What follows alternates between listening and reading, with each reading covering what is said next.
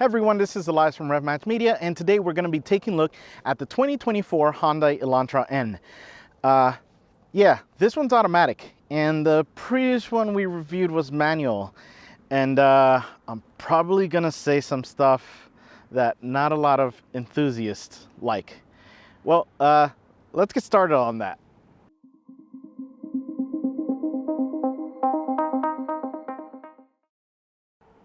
Before we get started, I've done a full review and kind of walkthrough of the Hyundai Elantra N, so go ahead and take a look at that one. I just want to discuss some of the different changes between that year and the new 24 with the new facelift, and discuss, take it out on a drive and discuss that automatic transmission. So with that being said, we take a look at the front, and it has changed. And unfortunately, I don't think it's for the better. There was something unique, something different, something bold that Hyundai did with getting the headlight and bringing it up here. It looked kind of like a brow and it had that mean, kind of almost Wolverine look to it. I love that. This doesn't look bad though. So don't get me wrong, this doesn't look bad, but I feel like now you're kind of giving in to more of the cookie cutter design that other cars have. Hyundai, yeah, you guys are bold design. Kia, Hyundai and Genesis. So I kind of want a little bit more bold back. And it's funny because I took this to an autocrossing event, didn't race it, unfortunately, couldn't. But, I was filming and there was another pre-facelift Elantra N. And I was just kind of looking at it and I realized, yeah, I really like the pre-facelift more. But that actually changes things like the fenders. It changes, I believe, the hood as well. So some of the things are a little bit different as far as not just the lights, but there's other components. Overall, though, I do love the look of it. It still looks awesome. Don't get me wrong, but I think the other one looked better. Let's go ahead and talk about what is under this hood. We get under the hood and we have the 2.0 liter turbocharged inline 4-cylinder cranking out 276 horsepower and 289 pound-feet of torque. It is connected to the 8-speed wet dual clutch automatic transmission and then to the front wheels. But before that, you get the end corner carving differential, or the E limited slip differential. Now, a couple of things with this. The power, yeah, this thing has power and it's fun. It's really sharp at delivering the power, which I really like. And I liked it in the manual as well. So no issues with the engine. The transmission, no issues with the transmission either. I love this automatic. Now, a couple of things. It is a little bit on the violent side when it comes to lifting off the throttle. It feels like it just kind of kicks back, which was kind of more in a racing aspect of it, but this was happening in eco mode to the point where my wife goes, oh my gosh, this thing like wants to just go all the time. And I said, yeah, it really does. And yeah, when she let off the gas and she felt kind of the kickback, she was like, whoa, this is kind of cool. So it catches you by surprise. The automatic is gonna be better than the manual. Yeah, there it is. It's better than the manual for racing. If you're going to be taking it out on the track, if you're going to be doing, autocrossing, get the automatic. I know, you guys are going to be like, what are you talking about? It's just that much better for speed. It really is. If you're going to want to be driving and just having a super engaging drive, get the manual. Yeah, because I felt like that was fun because you're going through the gears and it's just the feeling. But this transmission, the automatic, was so good. It gave you such a great feeling as well when you're wanting to literally go through cones or take track turns, things like that. It was good at downshifting, no issues, as weird as I described it earlier, no weird kickbacks or just unsettling of the car. It felt really in control, and that limited slip differential is just, yeah, it's sorcery. It really is. But that's kind of what you get with this. So again, automatic if you're going to be racing it, manual if you want to have an experience. let's go ahead and take a look at those new wheels. We get down to the wheel and tire package, and we have this beautiful 19-inch wheel, and it is wrapped in the 245/35 Michelin Pilot Sport 4S. For 2024, this is a new wheel design, and I like it, especially the fact that it's in black against the red. It just looks really good. It ties in with the trim that we get in the front that's also black. It looks good. It's nice and open, so you can see that real bright red brake caliper on there. And yeah, it just shows that off a lot more. But the only thing is, I don't remember.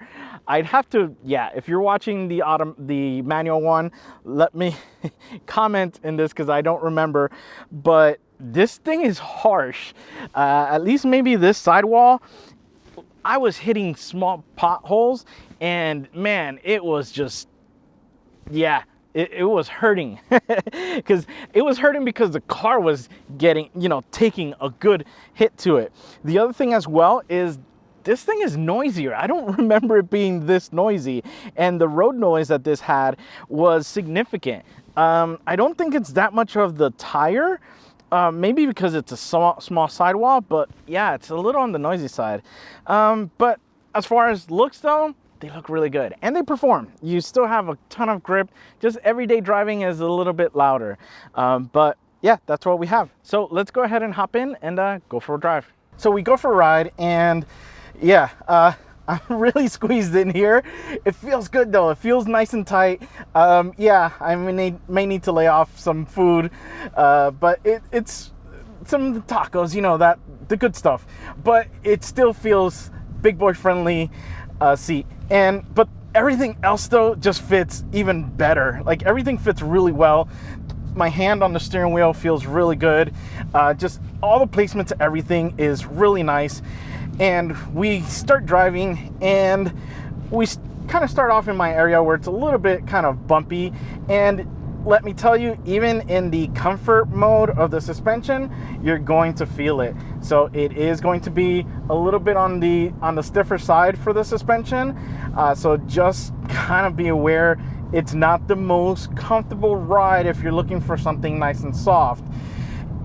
But it's going to be very rewarding because it's going to be nice and stiff and tons of great feedback that you want to have in a vehicle like this. If you don't want this, yeah, go with the limited, or go with the other trims.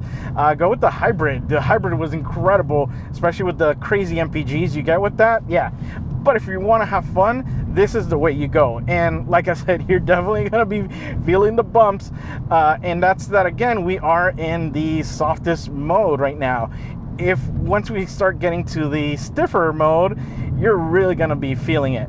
The other thing as well is it is not a quiet ride. So it is a noisier ride compared to other vehicles because it almost feels, I don't know if it is stripped down of sound deadening to lower weight, but it feels that way. It has that bare bones, minimalist feel. Yeah, it really does. So just, again, be ready for that. But other than that though, this thing is awesome. And again, yeah, we're in the eco mode, and we can go to normal. It's gonna be a little bit peppier, a little bit snappier. There's a little bit of a delay with downshift. Oh, but when you lift off the throttle, this thing just kicks back. It's like on off kind of thing. So throttle is really there, and in eco mode it's a little significantly more forgiving for something like that. But yeah, this is really nice. So let's go ahead and hit the fun turns. Now, before we enter the fun part, we're going to go ahead and activate the N mode. There's different ways you could do it. This is programmed to push it right here on the steering wheel, and it goes to standard, or you can customize your N mode. So right now, I did customize it for the traction control to be in the sport mode. I like the way that felt when we had the manual, so I'm going to go ahead and keep it to that. I'm going to put it in manual mode for the transmission, downshift a couple of gears, and it holds the rev. So that's really nice to hear that it's not going to upshift even in first gear. and we take that first corner,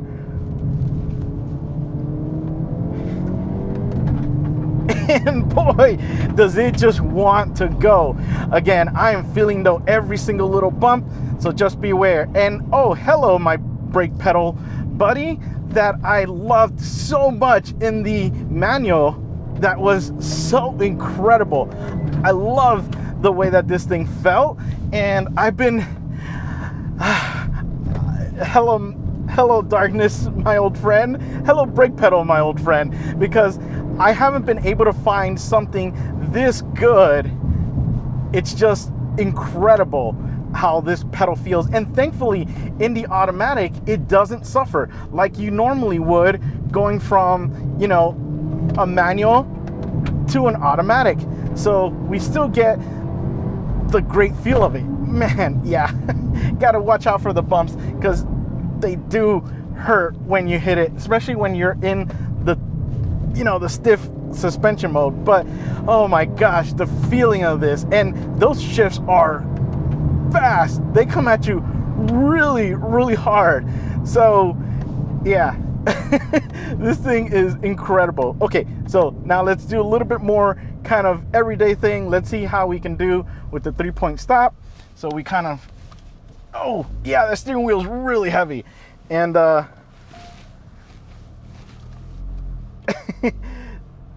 now it does have, because it's the wet dual clutch kind of system, it does have the typical lurching kind of thing that you get, especially like in BMWs. If you're familiar with that, then you'll be fine with it. Now we've set up the race box, and if you're interested in one of these, they're really cool.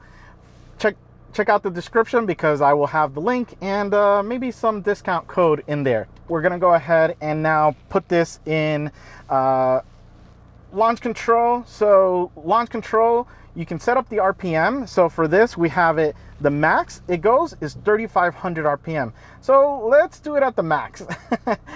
And we're gonna go ahead and, yeah, so we have that.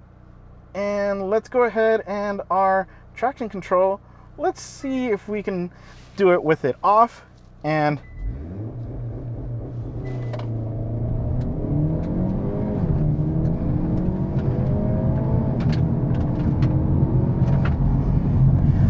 okay, so a couple of things. This is actually my second run to test this out, so you guys get the best. So we actually got 0 to 30 in 2.13 and 0 to 60 in 5.42. Yeah, so launch control works, but you have to make sure that you actually have the traction control off, because I tried it in sport and it bogged down even at the 3,500 RPM mark. So it wasn't something of like maybe I had too low of a setting. So 35 was really good.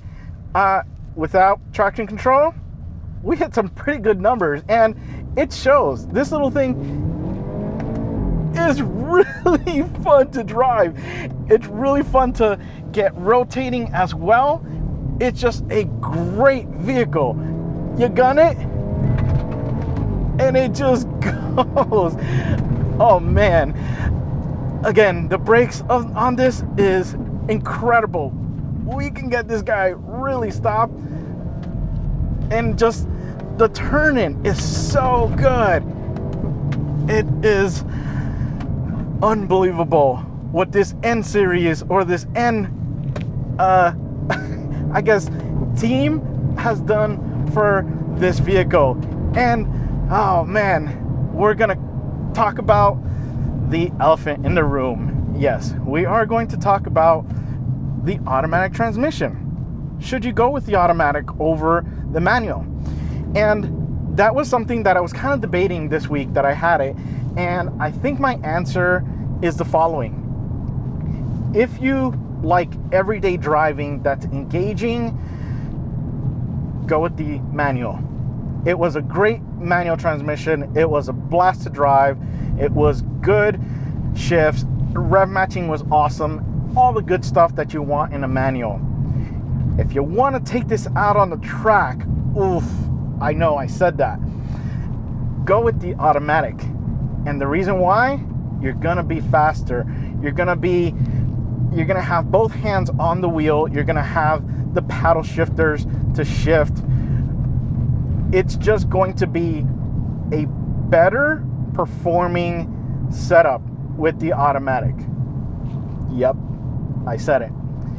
If you want to go out on canyon drives and just be more engaged and have a better feel and experience, go manual. Well guys, I hope you've enjoyed my review of the Hyundai Elantra N, and remember, find the right gear no matter what transmission you get. See ya.